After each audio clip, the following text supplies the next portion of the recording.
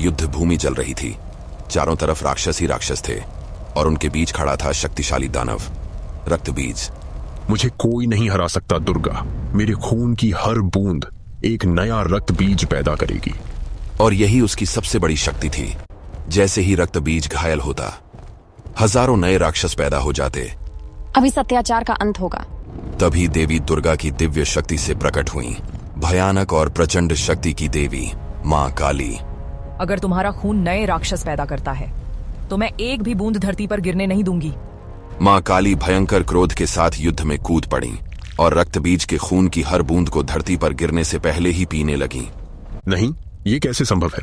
जब उसका खून धरती पर गिरना बंद हुआ तो उसकी शक्ति भी खत्म हो गई और अंत में मां काली ने रक्त बीज का अंत कर दिया। लेकिन इस युद्ध ने मां काली के भीतर भयंकर क्रोध जगा दिया। वह विनाश का भयंकर तांडव करने लगी, जिससे पूरी पृथ्वी कांप उठी।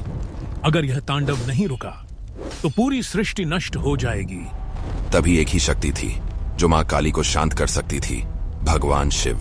शिव शांत भाव से युद्ध भूमि में जाकर लेट गए और अपने तांडव में मां काली ने अनजाने में शिव के सीने पर पैर रख दिया।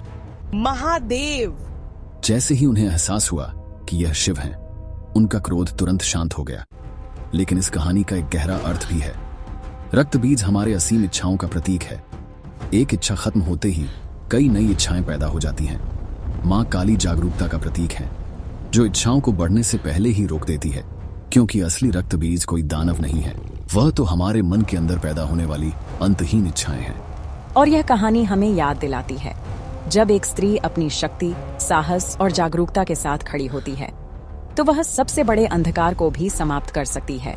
सभी महिलाओं को अंतर्राष्ट्रीय महिला दिवस की हार्दिक शुभकामनाएं।